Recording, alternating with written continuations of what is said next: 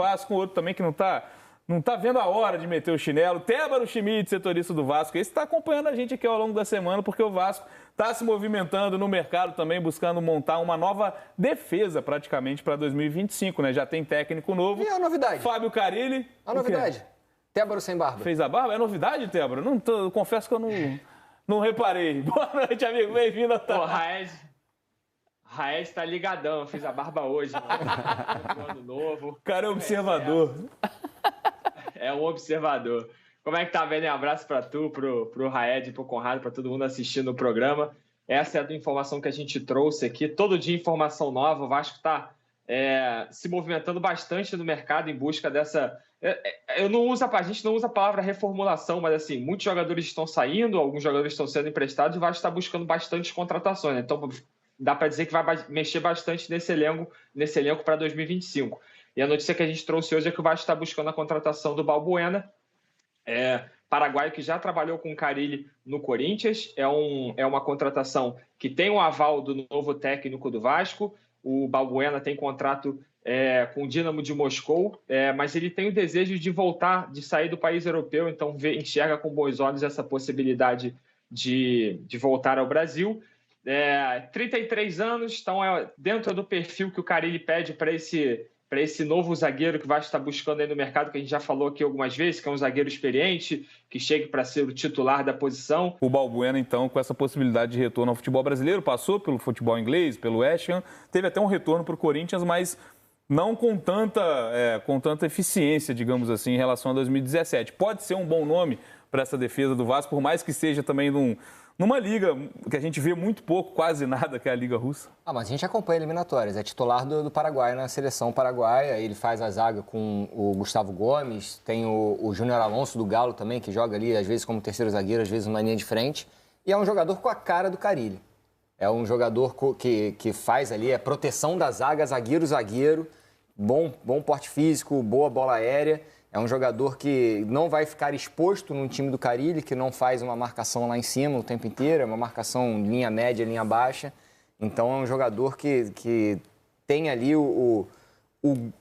para mim, seria uma contratação com a cara do técnico do Vasco para reforçar o sistema defensivo e chegaria com o status de titular absoluto. Para organizar esse sistema defensivo foi muito dor de cabeça para o Vasco nos últimos anos, né, Conrado? E importante, né, ser um lado também do Carille ter essa confiança nesse jogador. Com certeza se falaram, pelo menos depois do anúncio, da confirmação do Carille como novo técnico do Vasco. Essa é a importância de você acertar logo com o técnico, os times que estão procurando, né, que estão sem técnico, arrumar logo, porque, cara, é importante, obviamente, o jeito que seu time joga. O Red trouxe aqui, eu acho que é perfeito sobre o Balbuena, que essa segunda passagem dele pelo Corinthians foi ruim, né?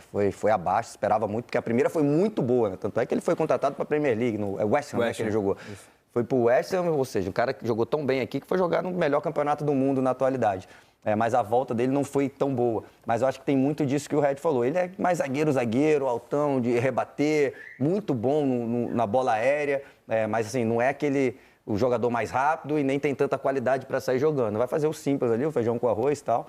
Então, o Carille conhece e eu acho que mostra que o Vasco, assim, não fosse muito difícil diagnosticar isso, né? Mas tá precisando de zagueiro, né? Então, já tá atacando rápido ali na zaga, mudando o sistema defensivo, precisa. Então, eu acho que para o momento do Vasco, né? Não tá com tanto dinheiro, precisando fazer apostas, e eu acho que se realmente o Carille for jogar desse jeito, né? E deve jogar, sem o Balbuena estar muito exposto, eu acho que pode sim ser um cara experiente para jogar ali atrás. Melhor do que os que estão lá.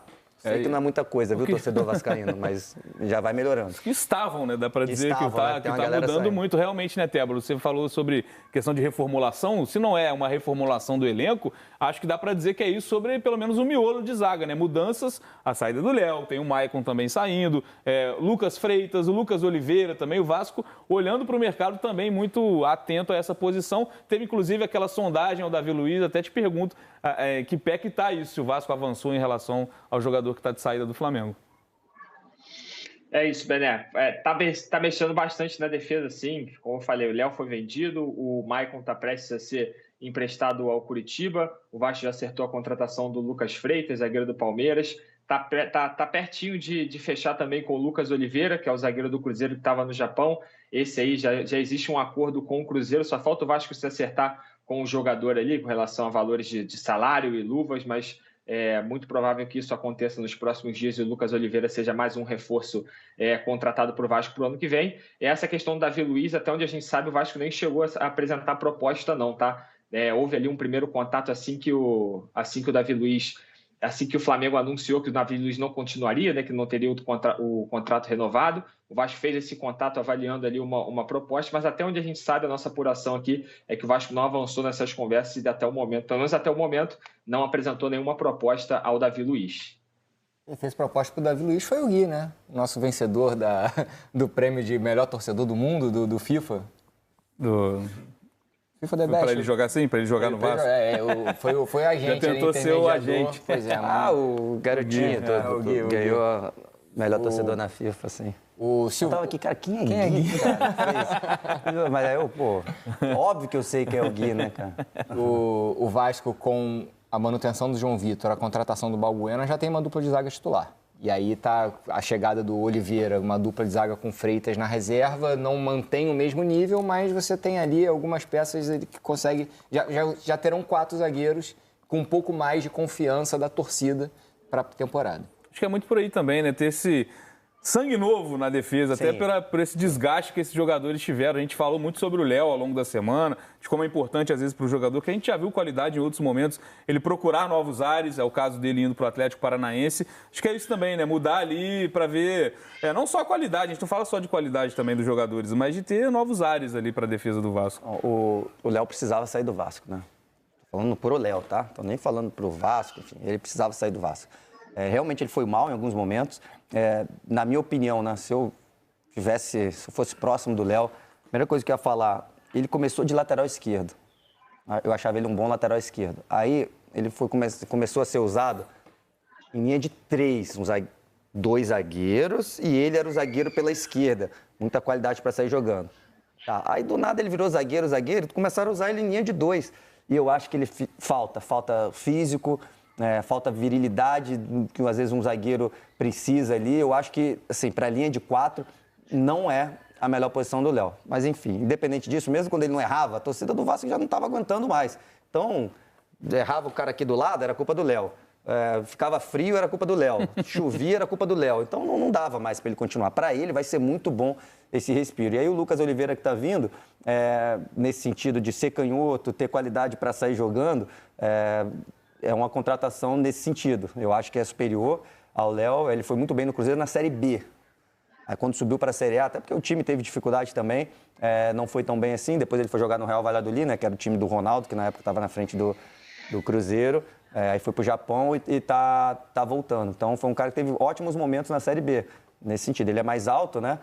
E ele tem qualidade para sair jogando, para arriscar, enfim. Então é isso, o Vasco está mudando com o que pode. Eu vejo que tem uma melhora. Tem uma melhora, não, mesmo que não seja tão grande assim na linha defensiva. Pelo menos uma perspectiva, né? Uma perspectiva de melhora. Acho que isso já anima muito o torcedor quando eu falo na situação do torcedor ficar atualizando a central do mercado, querendo saber das novidades. O Léo, acho que é isso, cara. Mesmo se for no Atlético Paranaense, fala, eu jogo se for linha de 3, senão me volto para a lateral esquerda. Eu acho que ele não é zagueiro para linha de 4. Pode ser só uma opinião minha, mas eu acho que foi aí que a carreira dele foi degringolando um pouquinho, né? Que ele chega no Vasco com moral, com pompa, mas de novo, ele jogava de lateral e linha de 3, linha de 4. Se eu fosse ele, falava isso lá no Atlético Paranaense. Ô, Tebro, e falando até de outras posições, né, outros reforços que o Vasco procura, a gente falou nos últimos dias a procura por um goleiro reserva, o caso do Daniel Fusato, ex-Palmeiras, o nome do Tietê também. Ontem surgiu o nome do Wanderson, atacante do Internacional. Em que pé que está cada negociação? Elas estão avançadas, o torcedor querendo saber se já pode montar aquele time, né, o campinho do Vasco, para 2025 com esses nomes. Vamos lá, irmão, caso a caso, então. O Fusato, eu estava até apurando um pouquinho antes de entrar o ar aqui para saber se já houve ali a assinatura do contrato, né? Porque até o momento a gente sabia que estava muito bem encaminhado, já havia acerto entre as partes, só faltava ali ajustar um detalhezinho ou outro para assinar esse contrato, para marcar a vinda dele, realizar exames e tal. Mas esse contrato ainda não foi assinado, eles estão só ajustando ali. E a expectativa é de que isso aconteça só a partir do dia 30 de janeiro ali. Então, para assinar contrato, para o Vasco poder anunciá-lo, ele marcar a vinda aqui para o Rio de Janeiro para realizar exames e ser apresentado, tá? Mas até o momento tudo bem encaminhado entre as partes ali. O Wanderson foi um nome que a gente trouxe aqui ontem também. É um ponta que o Vasco vem, que desperta bastante interesse do Vasco. É outra posição também, além de zagueiro, né? Essa posição de ponta, tanto pela direita quanto pela esquerda. É outra posição carente no elenco do Vasco. E o Wanderson desperta esse interesse do clube. Existe essa negociação do Vasco com o jogador, do Vasco com o Inter, mas o Inter... No primeiro momento ali não tinha muito interesse em liberá-lo, até porque havia possibilidade do Wesley ser negociado. Então, para o Inter não ia ser interessante se livrar de 2 pontas ao mesmo tempo. Mas como parece que o Wesley vai ficar lá pelo Beira-Rio, o Inter voltou a conversar com o Vasco e esquentou um pouquinho essa negociação. Então, o Vasco continua buscando essa contratação do Wanderson, mas diferente do Fusato, diferente do Tietchan, não tem nada muito bem encaminhado, eles ainda estão ali no meio das conversas, pode ser que avance, pode ser que não, mas o Vasco tem bastante interesse na contratação do Wanderson. E você perguntou do Tietchan também, o Tietchan já inclusive assinou contrato, vai realizar exames daqui a pouco, porque é um caso muito mais simples, né? O contrato dele com o Botafogo terminou e estava livre no mercado, então não precisa se resolver ele com o Botafogo, com nada, é só sentar com os jogadores e se resolver. Isso foi resolvido, o contrato foi assinado e o Tietchan, assim como o Lucas Freitas, muito bem encaminhado para ser mais um reforço do Vasco para o ano que vem.